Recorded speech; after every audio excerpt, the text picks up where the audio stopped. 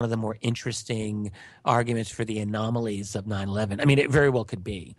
But the thing is that there are so many of these anomalies that it's not like a chain where like one weak link in the chain and the argument falls apart. It's more like a cumulative effect, a piling on. I mean, there's just so many things that are wrong about 9/11 that day. You know, the poor response by the U.S. military to, you know, clear crises when there were procedures in place for 50 years to deal with exactly this situation of hijacked airliners. I mean, well, 40 years.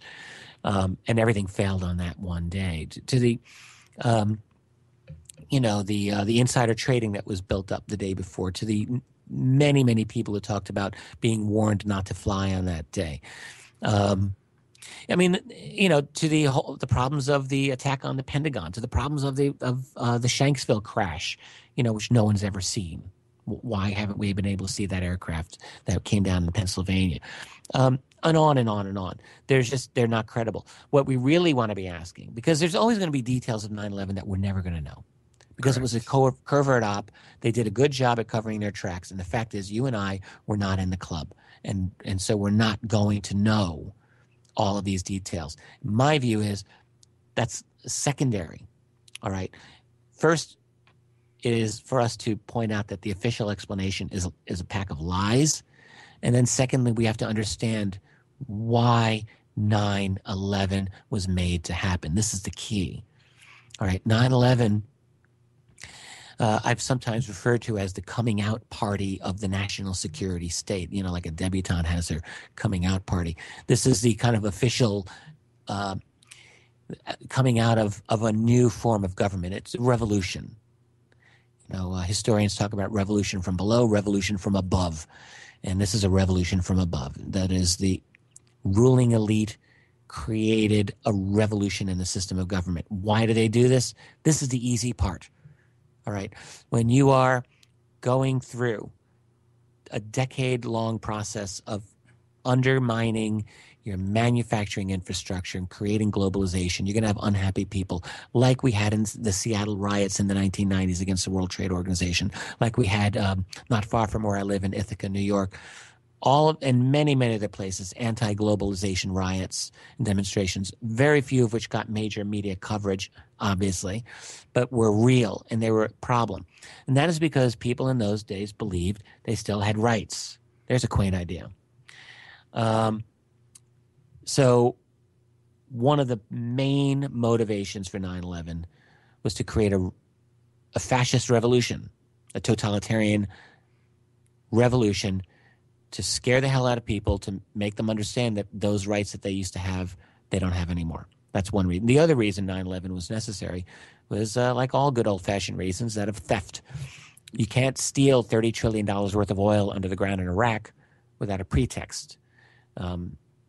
And 9/11 served as that pretext. They went in and they, you know, that oil in the olden days of Saddam, the bad old days when the Iraqis actually lived in peace for the most part and could actually have decent lives without groups like ISIS taking over and beheading people and enslaving their women. Back in those days, the oil in Iraq was under the control of the Iraq government, which did mean that Saddam and his evil sons could live like emperors, yes. But it also meant that oil could pay for the whole nation's infrastructure, which it did. Not anymore. The Iraqi oil has now been sold off to multinationals. That was during the Bush years. Fire sale. And then, of course, stealing minerals out of the ground in Afghanistan was also important. And you needed a pretext. 9/11 served for that. It's all about theft. It's all about stealing other people's stuff. That and creating a revolution in the U.S. That is what 9/11 was for. 9/11 is the centerpiece. It's the hub. It's the fulcrum. You know, it's the starting point of a new world order. NWO. Yeah. That's right. And it also triggered a bunch of other smaller but also important false flags in its wake, by the way. But that's a whole other story. But yeah, 9/11, it's what it all comes down to, and it's created this world. And the fact is that, you know, it's impossible in our public discourse, officially speaking, I guess, to have an intelligent conversation about 9/11. You and I are having it here in what we like to call the alternative media. And many, many more people are getting it, by the way. So at some point, I keep thinking, when is the official media going to be like, the emperor's new clothes, where people just point out, this guy's not wearing anything at all, and they just walk away from the mainstream media? I'm waiting for that to happen. As am I, and I'm really hoping that people start to recognize that they're being fed nothing but propaganda and lies, and with regards to everything. And I guess this could be a segue we could make with the same thing with ufology. The mainstream media is just ridiculing it, and of course, they don't cover the main news. I'm sure you've heard that similar Phoenix Lights happened again last month. Jaime Maussan had two separate videos of multiple angles, two different angles at least. There's probably more out there. And of course, nobody covered it, unlike what happened in 97. And again, this goes down to the mainstream media really not telling us what we need to hear, telling us what they want us to hear. No, exactly. Yeah, the UFO reality, of course, this is the subject that got me into the fringe. It got me out of the mainstream mindset. Over 20 years ago, I began my journey into the world of UFO phenomena. I'm very glad I went that way. When you really consider the widespread nature of sightings that go on in this country, in North America, every year, it's over 10,000 reports a year. If you just go to the main two websites, there's the MUFON database, Mutual UFO Network, and the National UFO Reporting Center. And the two of them for 2014, for last year, had over 13,000 raw reports. 13,000 for that 1 year. That's unbelievable. Now, I'm not suggesting that all of those raw sightings were alien craft or even black budget craft, but some of them, if you go through them, are really difficult to figure out.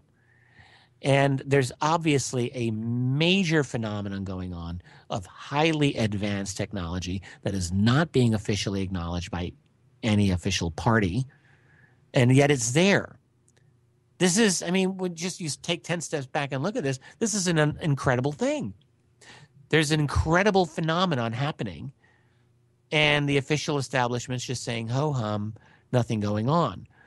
So that's an incredible discrepancy. When you consider all the implications that this means, not just scientifically, but politically, but culturally, and in every other way.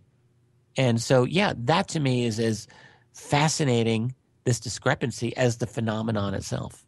I love the reasoning that there's no national security concerns or anything to be gained by science. Well, not talking about the fact that they've shut down nuclear missile silos and other situations like that. Just the fact that they're able to fly in and out of controlled airspace should be more than enough for a reason to consider a national security concern. Yet it is swept under the rug, as you know, and treated as a tinfoil hat, doesn't exist. And of course, as you know, the CIA made that tweet that they could account for almost all the sightings with the U-2 and the SR-71. How just ludicrous. Well, it's a bald-faced lie, and it's one that they've been promoting now for over 15 years. Back in 1997 was the first time that the official historian for the CIA at that time, a man named Gerald K. Haynes, made that statement in which he said that more than half of all of the UFO sightings in the U.S. in the 1950s and 60s were of their classified aircraft, like the U-2 and like the A-12 Oxcart, which was like the SR-71 Blackbird. And needless to say, a number of writers, including myself, wrote pieces debunking that. Probably the best debunking of it was by Dr. Bruce Maccabee, who's a very experienced UFO researcher. And but a lot of these people have pointed out that when you actually look at the sightings that were reported to Project Blue Book, and you get all of the known flights of the U-2 and of the A-12, not even close. And in fact, here's the real thing: in reality, there is not a single confirmed UFO sighting that turned out to be a U-2 or an A-12. That's so. In other words, not only is it a lie that the CIA said that more than half of UFO sightings were of their secret aircraft. But in fact, they haven't even demonstrated a single example of a UFO being anything of theirs. In I, fact, if you go through it, I would have to agree with you there. For instance, let's take the A-12, also known as when it was mass produced, the SR-71. That is a supersonic aircraft flying at 80,000 feet above. How can that be confused for a round object or a domed disc that right, is exactly. hovering 30 feet above the ground? No, obviously, that is the most like basic, and yet the CIA, in their explanation, just blithely ignored these very logical and obvious objections to what they were saying. But, and this is the thing, even by 1997, the fix was in, and mainstream media just, blindly, slavishly report what the CIA said, obviously. I mean, look, um, the CIA study was published or was written about in the New York Times and all the other mainstream organs, which had worked for years and years with CIA. And we know this. This is through Operation Mockingbird.